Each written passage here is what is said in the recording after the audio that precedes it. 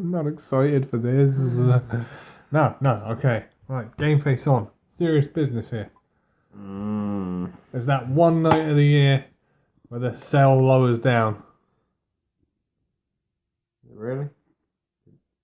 Did we have a HellInACell match at Mania? No, not this year. That was the year before. Live. And it's been pointed out to me as well. Didn't we have a point where at HellInACell, like, every match was HellInACell? No. They only tend to do at least 3. There was one where there was 3. But if every match was in HellInACell, that would be boring. Yeah, it'd be a bit of an overkill, but screw it.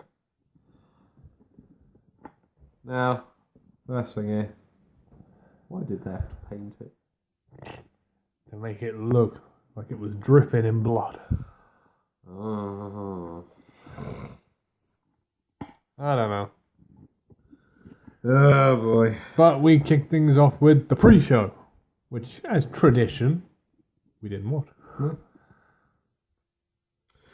And of course, it got announced Sunday morning. Yeah. Oh, this is on the pre-show.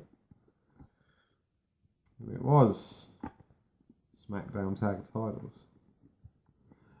New Day versus Rusev Day.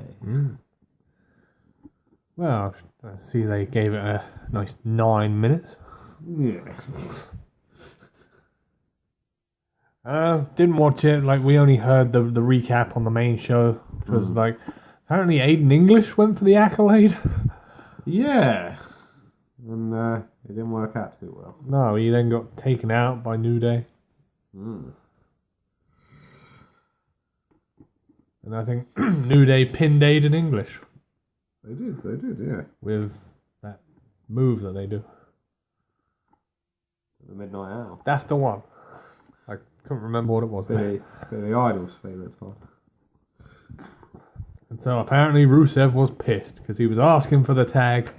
But Aiden was like, oh, I got this. Oh dear.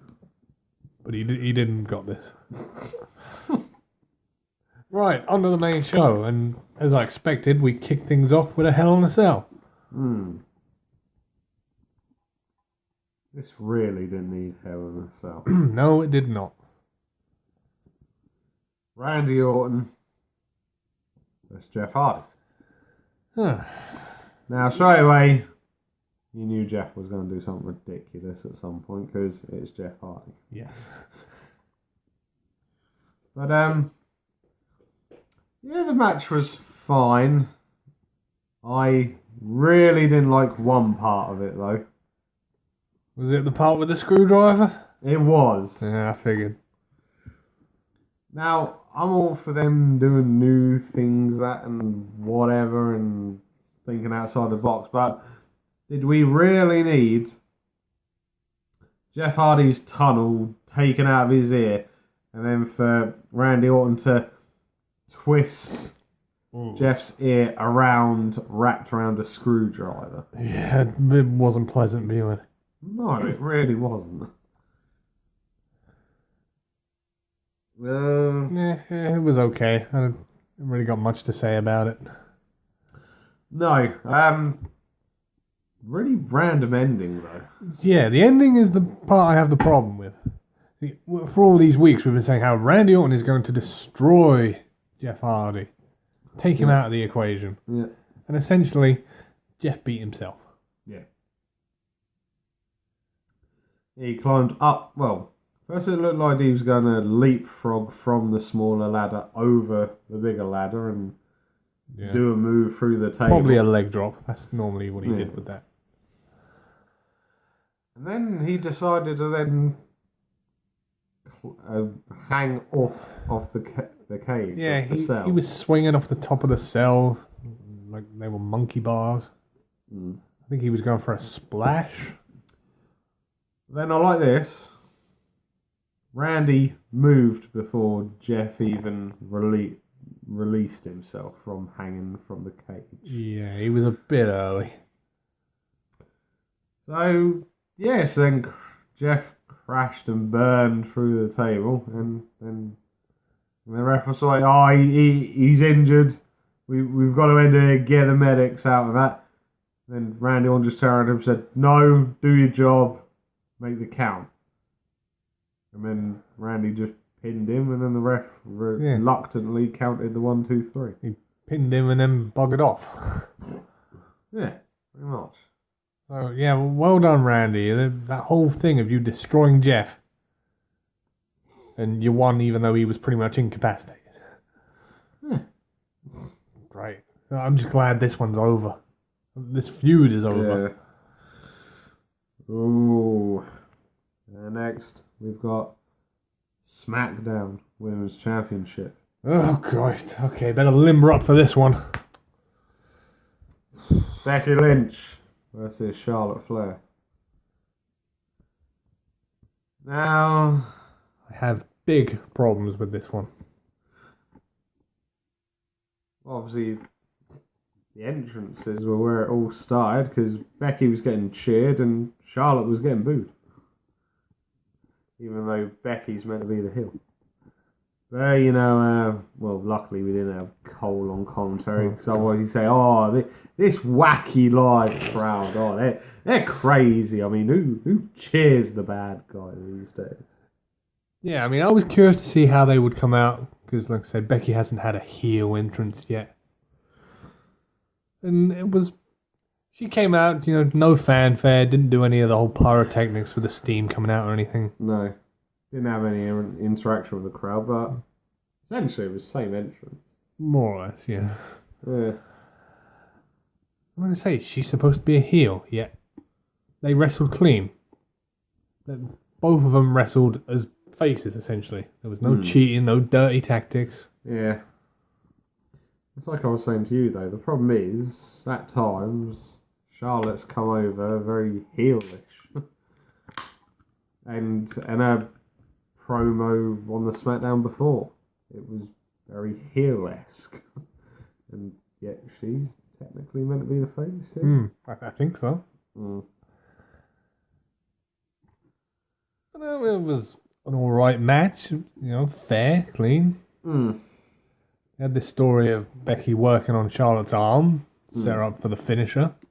Yeah. Which I thought was good. I mean, she sold it. Yeah. And then, the finish is a roll-up, essentially?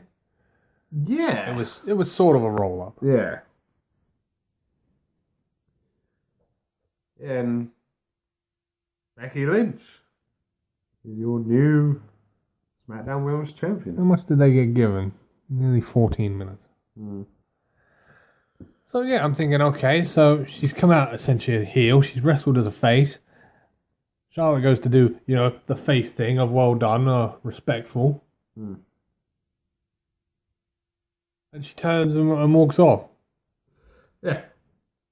Back to being a heel. For God's sake, WWE, make up your mind, will you? If you're gonna do this, either have her go full heel or full face, not this shades of grey thing. It just doesn't cut it. It's confusing. No. It's really confusing. They should have done a double turn in this match, like Brett and Austin did at WrestleMania 13. One came in heel, one came in face, and then by the end of it, they'd switched. Should have done that. Yeah. But whatever. Next, we've got the Raw Tag Team Championship match. Now, this one was very good. Yeah, this was surprising. We have Mr. Irrelevant and Drew McIntyre facing off against Dean Ambrose and Seth Rollins. Why do they need to be a tag team again? And they were not in the Shield gear. No, I noticed that as well straight away. They had their own individual entrances. Yeah. So, what are they doing the Shield thing? Are they not? What's going on? They sort of rotate. Sometimes they're in it, sometimes they're not. Yeah, so slightly surprisingly, because a large part of this match, it was Ambrose on the outside of the ring trying to get in and take care of business. Yeah. Seth was in the ring for large parts of this match. And it was a bit more Drew on the other side of the team rather than Dolph. Not that I particularly have a problem with that. No. That's fine. But no, overall though, really good match. Dare I say match of the night? It's up there. It wouldn't have been my match of the night, but definitely number 2. Okay. They all brought it. Every person had a moment where they brought it. Mm. And some of the reversals, and the crowd were into this match, you could feel. Because it was loud. Mm. But at the same time, in the back of my mind, I was thinking, would they give Seth 2 belts? Because he had the Intercontinental at the time. Mm-hmm. And the ending was kind of clever, I guess. Mm. Seth had done where he was going for his suplex Michinoku driver combo. Yes. And just as he had Dolph up for the suplex. Drew come in and hit the claymore. Yeah, as he was doing a suplex. Mm. And then Dolph managed to roll over for the pin. Yeah, I was going to say, didn't he sort of land on him? Yeah. Sort of thing. Then Ambrose had been taken out. Not shocked with this one, but Nope. Dolph and Drew keeping the tag titles. Yeah, hopefully it's just a temporary thing though until a proper tag team takes it off. Because let's be honest here, even though this was a tag title match, this is 4 singles guys. Yeah. Fine in the short run, but long term, no. Yes. Oh God. Okay. So moving on. We've got the battle for who's going to AJ's house. Oh God. Ugh. The WWE Championship match. AJ Styles defending against Samoa Joe. Ooh. Oh, bloody hell, what a build-up we've had for this one. Yeah, it got personal. Very personal. And somehow they still managed to sneak in a bedtime story into it. Yeah, it was pretty clever. Now, for me, I'm not sure about you, but for me, this was match of the night. I think it was definitely out of this match and the previous match, which was match of the night. I mean, I wanted this to go on for longer because some of their hits and... Christ, some of the sounds they were making. Yeah. There was one point in the match where AJ actually got Samoa Joe up in the air. And I was like, Christ almighty, how did he lift him? Yeah. Needed like a spinning rack bomb, they called it. Yeah. Oh. Good thing Cole wasn't on commentary. Would have been a Falcon Arrow. Michael! Yeah.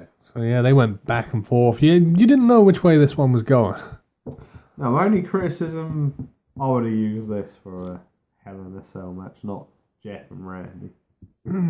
This one definitely would have benefited from it more. Yeah. Not saying that it wasn't a good match, it's just the stipulation would have fitted to the rivalry. But we said it in our predictions and we weren't moving our stance on it. We knew as much as Joe was going to give, you weren't going to get the job done. No, but he came as close as you can get. Because, I mean, he had him in that devastating clutch a couple of times.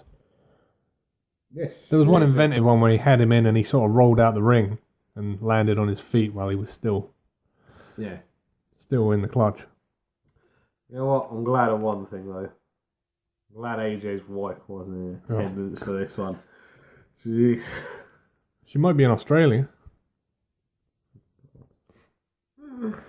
Oh, dear Lord. So, no, right at the end, Samoa Joe had him back in the clutch. Yeah. And AJ did a very clever reversal where he flipped over him to pin him. But there was controversy to it. A little bit. Because AJ managed to pick up the pinfall. But then Joe was absolutely furious. He said, AJ tap. I should be the champion. And then we got the replays from a different angle. And at the time of the 3 count, AJ did tap out. So and then afterwards, Joe went backstage, found Paige, and he said, this isn't right. I should be the WWE champion. We need a definitive finish to this. So Paige was like, yeah, I totally agree. It's going to happen. Yeah. And I believe is it going to be a no DQ? Yeah, no DQ, no count out. There must be a winner. So yeah, we get to look forward to the more Joe and AJ. Yeah, that's fine. They could Hopefully we leave a little bit of AJ's wife out. They could keep this up all the way till Survivor Series for all I care. Yeah. Yeah. And here's where the show took a little bit of a blip. A bit. We've got the mixed tag team match. Daniel Bryan and Brie Bella against The Miz and Maurice. People wanted it to be good. They really did. Yeah. But I don't know where they were going with this one. The whole story of this match was, Miz didn't want to tag in his wife. Yeah. That was pretty much the base of this story. Every time Miz was in the ring, Bryan was pretty much doing the number on him. Yeah. Bryan fine tagging, Miz not fine tagging. No. A couple of times they teased the tag, and then Miz would tag back in and say, yeah, I got you. Yeah. Now, fair enough, I know she's only given birth, 4 or 5 months ago or whatever. But they could not have booked Maurice any worse if they tried. Now, we all know she comes from the Diva era where, let's put it politely, actual wrestling ability wasn't a major point you had to have back then. No. There was a few limited wrestlers back then. A lot of limited wrestling. But what makes it worse is when Maurice was involved in the match, she did no moves whatsoever. No, she spent most of it running. Yeah. Yeah, pretty much. So, and then here comes the confusing finish. I think was there a distraction and then we had the finish? I can't quite remember. Yeah, I think Miz interfered. He might have pulled her off when Brie was going for a pin. And then Bryan flipped off when you don't touch my wife, and they started fighting outside the ring. Yeah. And then Maurice did arguably the worst roll up I think I've ever seen. Yeah, it was dreadful. It was. And then somehow she picked up the victory. Yeah, I mean, the commentator team were going, she's got a handful of tights. She's got a handful of tights. And you looked at it and it was like, no, she's just got a normal roll up. She doesn't have a handful of tights. No. Now, fair enough, and whether it's personal preferences, I don't know. But obviously, we know this isn't going to be the end of the rivalry. But surely, what we predicted, that would have made logical sense. You could have had Daniel and Brie go over, and then The Miz could have come out on SmackDown. You only beat me because you had your wife there to hold your hand and do it for you. Would have worked better. Because obviously they're fighting again in a few weeks. Yeah. So it's Super Showdown. For the number 1 contendership. Yeah. Kind of a big match, and it would have made sense for it to be, one apiece. Yeah, but essentially the rivalry's dead now because Miz and The Miz is 2-0 up. Excellent booking, WWE. Just excellent. Yes. No, so I'm going to put out, didn't like that match whatsoever. Bad finish, bad ending. Yeah. What can pick it back up? What's next? We've got the Raw Women's Championship match. Oh, okay. Got Ronda Rousey and Alexa Bliss. But of course, neither of them came alone. No, they did not. Alexa Bliss had the useless Alicia Fox and the slightly better Mickie James, although they really do underutilise her nowadays. They do. And of course, Ronda had a BFF, Natalia. Well, I definitely enjoyed this one a lot more than the SummerSlam match. This was more even. Yeah, it wasn't a squash match. No. I mean, at the time, you always had in the back of your mind, and Bliss probably ain't winning this back. No. But there were times when you thought, okay, yeah, maybe she's got a shot. Yeah, there was a couple of times where Foxy and Mickie James got taken out for trying to interfere. Yeah, I did like the bit where she threw Alexa out the ring, and they caught her. Yeah.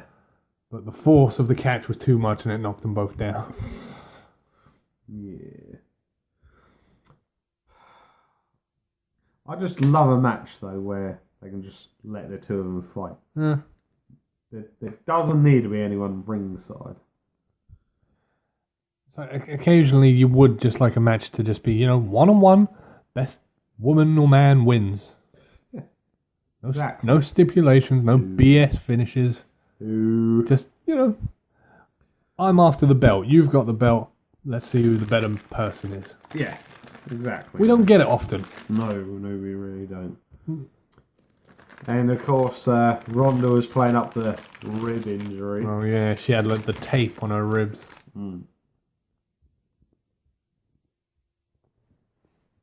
But in the end, it was too much. Yep. Alexa tapping out to the armbar. Well, at least she was in it a bit longer this time before she tapped out. Yeah. Although I do wish they'd at least sort out the camera angle. When she puts them in it, their arms bent. Yeah. Just try selling it a bit better or make it look a little bit better. It looks a little bit sloppy. She'll work on it, I'm sure. So, with that said, that then leads us on to our main event. Oh. The other Hell in a Cell match for the Universal Championship. Braun Strowman versus Roman. And this was Braun cashing in. And for no reason whatsoever, because apparently all the referees were too scared to step inside. Yeah. Mick Foley's your special guest referee. Oh, and did you notice two people ringside throughout the night? No, I didn't pay attention to the rings. They were right behind the commentary table. Right. Noel Foley and one of Mick's sons were in attendance. Oh, I completely didn't notice that. Yeah, and then sort of like Mick subtly like when he was by the edge of the cell. That's what it was. Right. Yeah. Yeah, screw it. We'll take it. Mick Foley's there for no reason whatsoever. Yeah. Well, I'm gonna say I didn't mind this one. There were bits of this match I did like. Yeah. Like right at the start, where Braun stole the Universal title from him and went like, "Oh, this is mine. I'm taking it," and Roman just hit him in the face. Yeah. Oh, and then we had a couple of nasty moments where Braun was basically battering Roman with the steel steps. Yeah, some of them looked a bit. There was one where he just smashed him in the ribs on the floor. It was like he might have crushed a rib or two there. I did like the one where Roman did his old ran round the ring, and then Braun just did him with the steps. The drive-by. Didn't quite work. No. And then we had the random spot of Seth Rollins and Dolph Ziggler and Ambrose and Drew McIntyre. Yeah, for some reason, we know Dolph and Drew came out to try getting in the cage. And then very quickly after, Ambrose and Rollins appeared. Yeah, to try stopping them. Started fighting ringside. And then they all thought it was a good idea to climb on top of the HellInACell. Yes. So then you're there thinking in the back end, right, we're going to get a spot somewhere, aren't we? Yeah. So then Seth and Dolph decided to climb halfway down the cell. Oh, yeah, Dolph was trying to escape, so Seth chased after him. And then it ended with a double headbutt and both of them crashing through the announcer tables. Yeah, two of them went. And you're thinking, oh my god, everyone's down, what's going to happen next? Yeah, and then like Drew and Ambrose were just laying on top of the cage. We'll take 5, it's alright. Yeah. They were already talking to each other. Oh man. Well, mate, I didn't see this coming. No. I marked out a bit for this. Mark. We then saw, we then had a point both Roman and Braun were down. I think that was after like bloody 7 Superman punches and Christ knows what else. And a spear through a table in the corner. Yeah. And we had some music hit the stereo throughout the arena. It was Brock Lesnar. Yeah. He was there with Heyman. And, I marked out. The crowd marked out. Yeah, it got loud. And then they both walked down to the cell. Paul demanded the referee open that cell door. He wasn't doing it. No, so then Brock just kicked it in. Oh man, it was brilliant. It just went woo. So then with that, Mick came down. Whoa, what are you doing? And then Paul pepper sprayed him. Why? I don't know what. Why did poor Mick deserve to be maced? He was like, ah. So then Brock got in the ring. Oh man. Oh, anarchy. Brock picks up parts of the broken table, smacks both of them over the back with it. And then he picks up both of them individually. Yeah. And you hit that devastating F5 on him. Yeah, this was pretty funny. I mean, he F5'd Strowman, and he picked up Reigns, and he F5'd Reigns onto Strowman. Yeah. That wasn't enough for the crowd. They started chanting, one more time, one more time. That doesn't work on Brock. And Brock just left. No, he was like, I'm done. Yeah, made my point. I'm out of here. And then, match got stopped. Yeah. They said both competitors were unable to continue. So, that means Braun's failed. He was cashing. Yeah, he's only the 3rd person in history to do so. Oh dear. Yeah. Or is it 4th? I can't remember. Well, No, it was 3rd. yeah, because one of them lost the briefcase, didn't they, I think? No. Yeah, because they said RVD cashed in and done it. Cena cashed in and lost it. Actually, was there a 4th? Obviously. I want to say Sandow. Yeah. When he did it. Yeah. Then obviously you got Baron as well. Oh yeah, that was a massive waste of time. Yeah. I think there's 4 then. Cena, Sandow, Baron, and now Braun. Ah, that's unfortunate. Yeah. It's alright. Someone will get those hands. But that's how we ended the show. Not bad, but still work to be done. I would, for me personally, I'd put it probably the 3rd best pay-per-view of the year after SummerSlam and Royal Rumble. Okay. But way behind every NXT takeover. Yeah, that's how we ended things. Yep. That's how we're gonna finish it. So, you know the drill, people, from your hosts, the master of the brain damage, Martin. and the one and only Sam H. We'll see you again for the next one.